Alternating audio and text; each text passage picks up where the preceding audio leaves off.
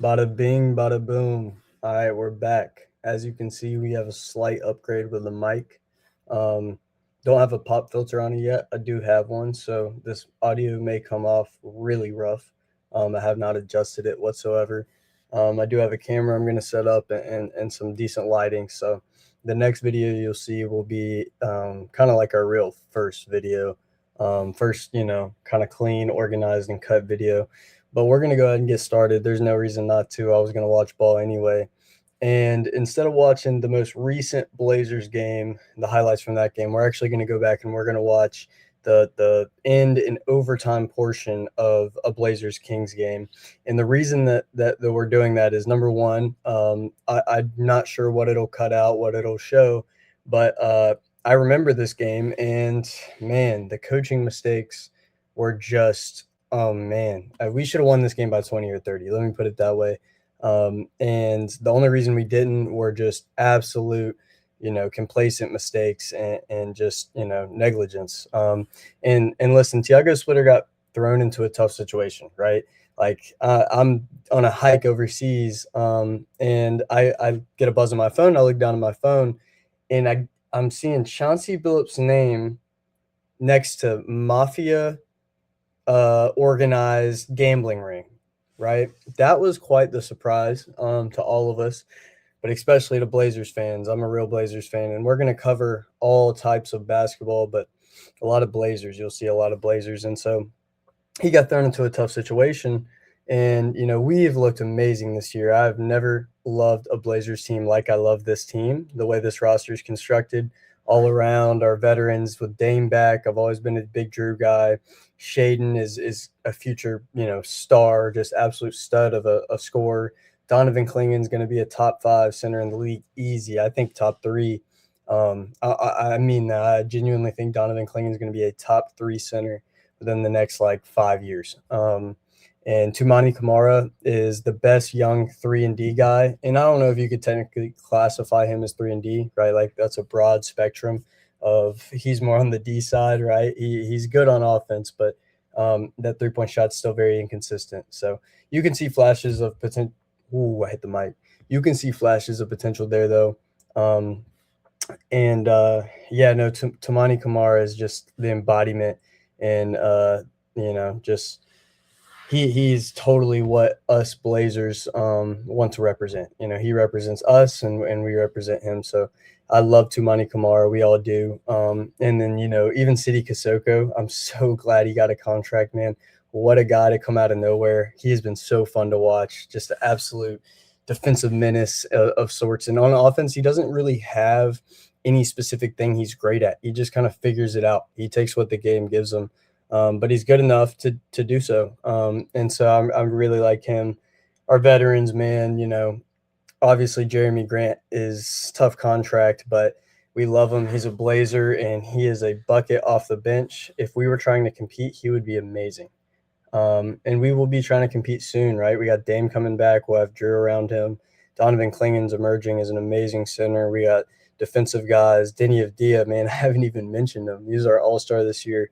Just an unreal year. I knew he was going to break out this year, but not like this. I'll be completely honest. And I'm usually a guy that likes to brag on, oh, I saw this coming. I knew this, blah, blah, blah. But with him, that was not necessarily the case as far as, this type of explosion statistically and just with the eye test.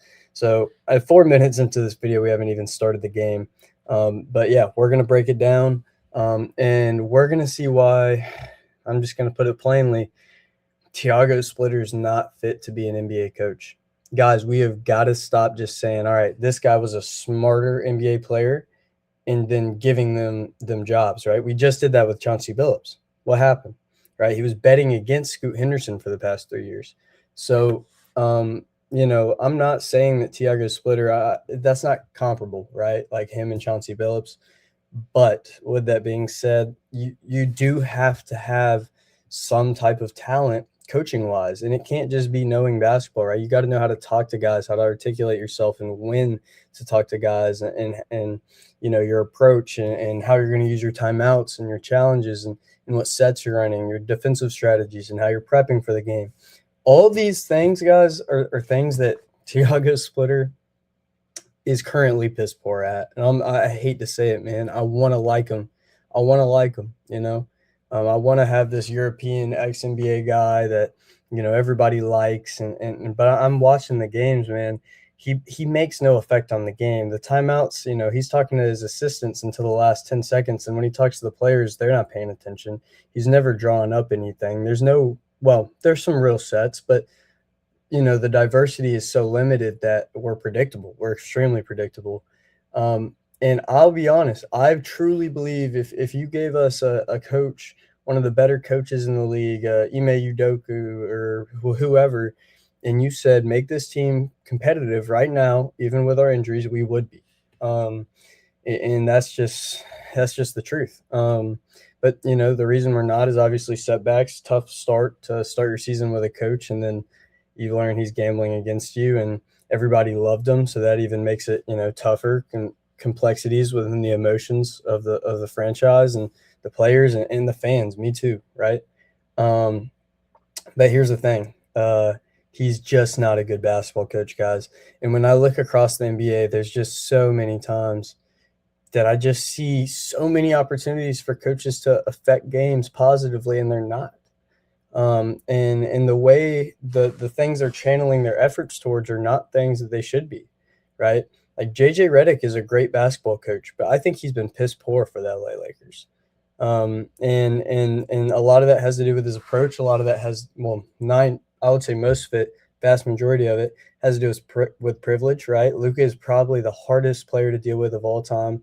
I've never seen a player who is worse on defense as far as just laziness and like I'm not gonna lie, he gets targeted more than any player in the league. Yeah, so it is important to keep in mind he contests more shots than any guard in the entire league. Now that's not because he's just running around being a defensive menace, right? It's because he's being targeted. He's being picked on from the first play of the game. Last night I watched the Lakers Celtics. The first 4 plays they went at Luka. By the 6th or 7th play, I didn't mean to do that, but he was dog tired.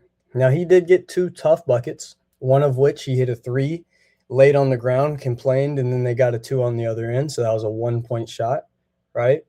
But, there's a lot of privilege in the NBA. It makes it hard to work with players. I understand that. These are grown men, right? They don't want to be worried around. I understand that.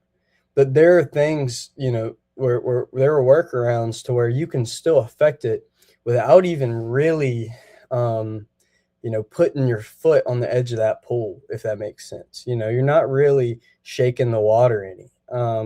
And you can still affect the game. And so whether it's Will Hardy in Utah, and mind you, I know they're tanking, so that's a different situation, or Tiago Splitter here, there are major problems within coaching, within the NBA, as far as there's a lot of privilege, right? Given ex-NBA guys because, they were thought of well and they were liked amongst, fan base or whatever, and players said they were smart. Like those days have got to stop, guys.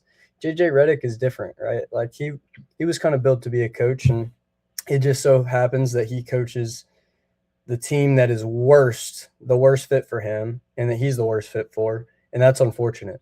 But when you look around the NBA in general, this just happens too often.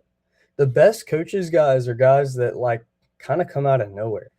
And often nowadays are usually the younger guys. Now, there's obviously exceptions to every rule, and definitely to that one. But yeah, I look around the league, and man, I just see a lack of impact. I see a lack of impact outside of the guys wearing jerseys. And that goes from the assistants to the assistants that's not the assistant coaches, right?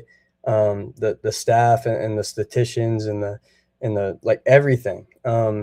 I just do not think that the outside variables that you can take care of as a franchise to make things a little bit easier, simpler, and everything for your guys, it's just not being done across the vast majority of the league, with certain major exceptions like the Spurs, who top to bottom have people who are contributing to their wins. And that's from the janitor to De'Aaron Fox. And that's the culture they've built, right? You see the culture they built in OKC. And another thing that I'll mention is like I noticed like the Suns, right? The Suns have broken out this year in way or past expectations. Why is that, right? You think about it. Devin Booker's missed some time. Jalen Green's missed a lot of time. Dylan Brooks has missed time. He's out right now. And outside of that, right, you got Colin Gillespie breaking out. He's a dog. All right. I got nothing but amazing things to say about him. But in general, the average mean talent on that team compared to others is not there. And so when I wonder, like, what is the thing they have in common with great teams? If it's not talent, and it's not necessarily, to me at least, coaching, I notice culture, right? Although I think more times than not, coaches kind of establish that culture, and then the players are what build it. But the coach has got to facilitate it, right? He's got to enable it. And that's just not happening, man. It's not happening. And maybe the young guys are succeeding more because they're more personable and charismatic and they can relate to the guys more, right? And they're not so hard-nosed on some of their approaches and techniques versus the older guys. And I would assume that's what it is. I mean, I'm not sure exactly what else it could be, but guys like me who study advanced stats and advanced analytics, but more importantly, their application to the game and how you can use that to your advantage or another team's disadvantage, right? Whether it's, player movement or player roster build up and makeup of just making a cohesive unit that fits well together. There's just a lot missing from the league. So listen, I've gotten 12 minutes in. We have not watched a bit of this video. So I'm going to cut this up. This is going to be its own video. And it'll just be kind of like the state of coaching. That's what this video will be called, the state of coaching. Because the state of coaching, guys, is kind of what we're talking about here. And I'm here to tell you that I believe there are a lot of gaps to be filled in there. There's a lot of opportunity in there, and I'm here to take it. It'll take a long time from now, but in the meantime, I'm gonna have fun watching this, breaking this down, putting it out there just to have it, in the history books. But yeah, I am very excited to do this. I'm gonna end this one right here, and we will get into it. Mind you, with the Blazers, I'm gonna be a little bit more passionate than usual. That's my team since little boy.